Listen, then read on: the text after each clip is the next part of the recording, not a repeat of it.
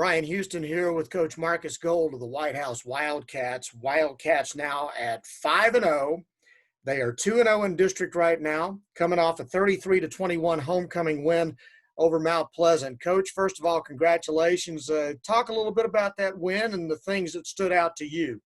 When you say 5-0, one, that's great to hear, but secondly, we've only played 5 games. That's still amazing to me, and it's still, man. I talked to the kids about climbing up that mountain, and like, wow, we're only halfway up it right now. So we got to keep scratching. We got to keep clawing. I thought they did a great job. I thought we capitalized on some of those turnovers that we created in that football game. Overall, great team win. I can't complain about our effort and our attitude at all times.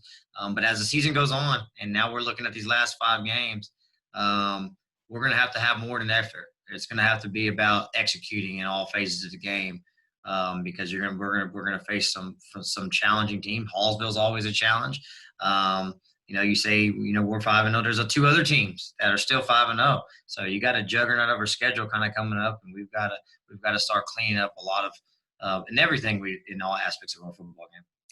Talk specifically about some of the key players that stood out for you. Obviously, Braden Matthews was unbelievable in the ball game. I mean, it was just ridiculous the kind of game he had. Yeah, I mean, I go look at his stat line, and it just keeps getting better. He had 12 tackles, 3.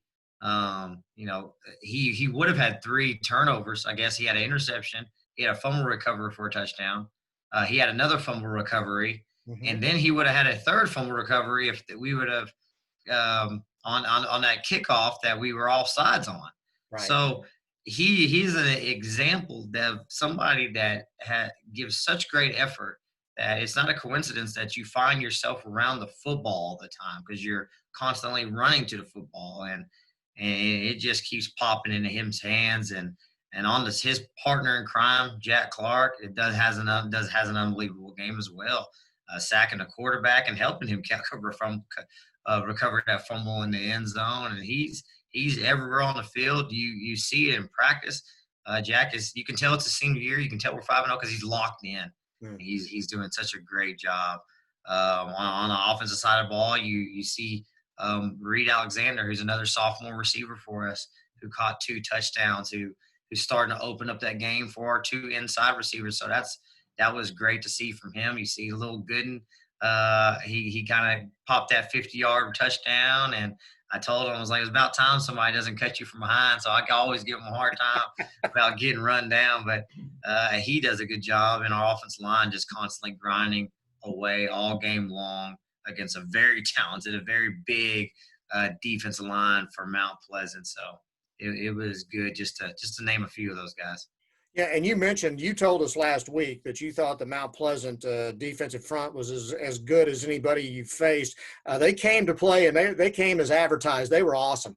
They were. They get after it up front. They don't tire down very much. You think that the big boys, let's get it. I mean, they get after it, and it gives a lot of respect to that coach over there, that the defensive coordinator. The head coach. That defense has gotten a lot better over the last couple of years. And then on the flip side, offensively, I mean, they have some really good athletes at running back and receiver that looked the part, and they played a part. I mean, there was a time when one of their running backs jumped over one of our kids, ran over one of our boys in the process, little Sam. But we ran over there and made a tackle, and then 2 plays later, Sam's got ice in his veins. He knocks 2 passes down in the end zone. That's another player that I forget to mention. That was a crucial part of our game when we were up 33-21 or it may have been 26-21, and he knocks those 2 passes down and really ignites and gives us some motivation for the offense when they get back on the field. Coach, when we talked last week, I did want to ask you about this. I'm glad you reminded me of it. I was expecting to see a team coming out there running wing tee, and we hardly saw that at all. I mean, I think they went under center once in the whole ball game. Did you expect that? Yeah, I think we've done such a good job of stopping the run this year, and we did expect it a little bit. They've gotten a lot of 2-back before, and then some of that wing. And early on, our defensive line was holding up. We're stopping the run, and they they felt like they needed to spread us out, and that's going to be a challenge for us going forward. A lot of teams will try to spread us out because we've done a really solid job in stopping the run. So they've got to be, can't just be one side and just run the ball. They're going to have to be, play run in, play pass. So it'll be fun to game plan against some of those teams coming up in the future. Your offense struggled a little bit last week. Was that more just about their defensive line, or were some execution issues there? Yeah, it was a different challenge for us. I think up front, they showed a 3-man front, they showed a 4-man front at times, and it was that type of game to where we felt like we were still in control. Did we have a couple 3-and-outs here and there? Sure, but on defense, we knew that we were solid. I thought if we were going to force them to pass the ball, that's to our advantage. I did give some challenges for us, but I thought we were in control when we were ahead. We were in control when the game was close. What you don't want to do against a team like that, and we've seen in the past, is if they get ahead of you. If they're a 2-touchdown lead or if they're a 17-point lead, that's when you're not in control. So our kids were confident going out every series and getting onto the football field. And I think we're going to have some things for Joey this week to continue to rebuild his confidence in going forward. They did a really good job of taking Trevor Thering away from you in your passing game. I think he ended up with like 12 yards in receptions. I know you tried to throw the ball to him a lot, and he had a lot of catches, but they were like 1 yard per carry, per catch kind of things. So obviously it was a big deal that Reed Alexander was able to step up for you. But what are they doing to try to?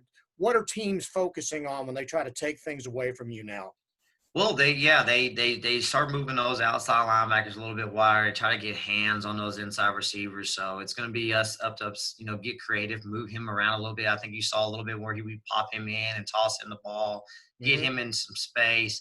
But that gives another opportunity for other guys to have one-on-one situations, like you saw with Reed, like you're going to see in the future with the Carlton. And then once again, when they start spreading out and wanting to cover those guys, that's where we've got to stick to what we do well, and that's running the football this year. And with Gooden, with Ivan Washington, and with McKeevick Hall going forward. And the other thing that was, I know it had to frustrate you a little bit. You guys came out of the chute with that long opening game drive. I mean, you held the ball for half the first quarter and then came away with no points. That had to be kind of a stunner there at the beginning. Sure. I mean, when you get down to the red zone, you want to score, But on the flip side of that, that to me is like a sudden change situation. That's such a great adverse situation for our boys hey, we marched all the way down the field. We had an opportunity to score. We didn't score. All right, defense, what are you going to go out there and do now? And they're optimistic and they go out there and they play. They don't get upset. And I think that bleeds over to our offense. And that's where I talk about that team chemistry coming through. That they don't worry about it. Your job is to go out there and give the offense as many as opportunities as they can to get in there. But in the future, it's a learning curve for Joey. It's a learning curve for a lot of those young guys out there on the football field to win. Hey, you can go 99 yards, but if you don't score those 7 points, it doesn't matter. But we put away drives in the past, and I think we're still confident enough that we'll knock it in the future. And that's a good reminder too, that even though you're 5-0 and you've won all these ball games, and usually by the end of the game you've got it well in hand, they're still really young kids.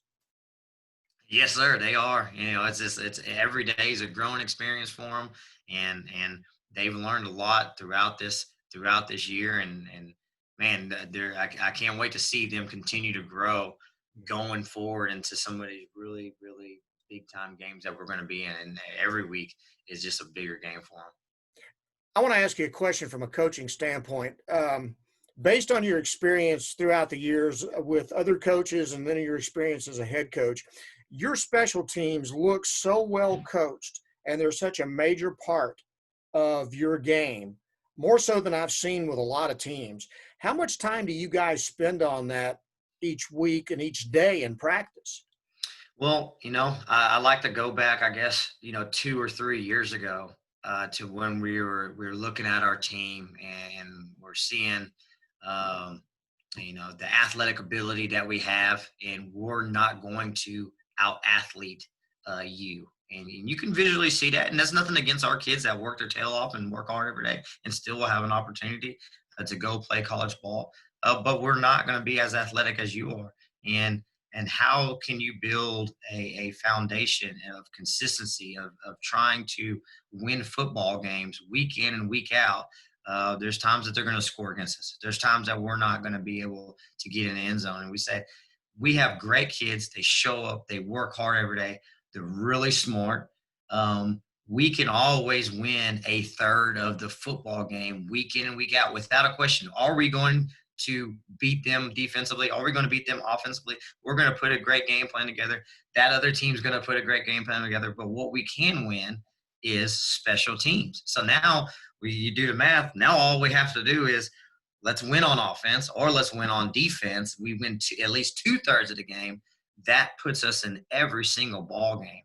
Our kids love special teams. We make it a huge deal. We make it a big deal. Coach Smith does our special teams coordinator does a great job. Coach Clemens, Coach Miller all play a part of that special teams as well. We really focus on it in the morning. So we come up here for our morning practices. It's all special teams or meetings, special teams or weights, special teams or something. And then in the afternoon, we focus on our offense and defensive part of the game. And then we still sprinkle that stuff in on your Wednesday and Thursday practices. I tell our starters, if you want to be a starter, you need to be able to be a starter on special teams. I tell guys that are backups on offense and defense, if you want to get on the field more on offense and defense, show me what you can do on special teams. And we break the film down just like we do offense and defense, and we evaluate our kids. Every week we have a cat daddy player today. We have this wildcat that was caught way long time ago. I got to bring it in here next time for you. And those kids love it. And they put it in their locker like I'm the cat daddy special teams player of the week. And we make it a big deal, and we get a lot of players on the field with it. And I think that's part of having a big team when you have 50, 60. When we first started this, if we had 65 players on a team, how can we get them involved? And that's where that special teams comes in. So it'll play a large part going into the further games we play too. Well, it shows. Okay, Hallsville, 0-4, coming off of a pretty good shellacking by Texas High last week, where they've just really struggled this year. So tell me what you know about them. Well, when you talk about Texas High, that's another team. That's what top 10 team in the state of Texas, and they haven't lost a game. Hallsville is a much different team than they have been in the past. I think they give unbelievable effort. I think they're in most of their games, regardless of what you see with the scores. They're in a lot of those football games. They have a quarterback that can throw it like no other. You're going to go to this game and you're going to say that may be the best throwing quarterback that you've seen all year long. I mean, he can throw 50, 60-yard bombs. They brought in an outside receiver that I haven't seen in the past that's probably leading the district in receiving yards, maybe up there with Trevor. But he catches the ball well. He's super fast. They moved their quarterback last year into a slot receiver. So they're much more skill on the offensive side of the ball, and something that, will be a challenge for us. I know we have challenges against Roy City and, of course, Kansas, some of their skill kids, but they're really going to challenge us in the vertical passing game and trying to spread the ball out and then hit us a little bit inside in the run. So they're going to count numbers and see what they have on us. They check to the sideline. Though it's a spread offense, they take their time in figuring out where they want to attack you. So they've been some games. There's times that they turn the ball over some, and I think that's gotten them out of the games. They scored 44 points, 45 or so against Jacksonville, and they were behind in that game, and they can come storming back at you at any given point. They play a base sound defense, so they're going to make you try to earn it down the field. So it's going to be, last 2 years have been tough games against Hallsville. And, last year we scored in 2 minutes left in the game. The year before that, we blocked a field goal to win the game. I mean, so it's going to be a tough challenge for us, and another road game for us and a different type of team. But it'd be an important win when you're talking about playoffs and seeding going forward. Absolutely. Well, Coach, again, thank you very much for your time. Congratulations on the 5-0 start and the 2-0 start. And we wish you the best of luck when you get ready to play Hallsville on Friday night. Thanks so Yeah. much. Yes, sir. I appreciate you. Thank you. All right. That's Coach Marcus Gold, and we're getting ready for the kickoff between Whitehouse and Hallsville. And we'll be back in just a moment.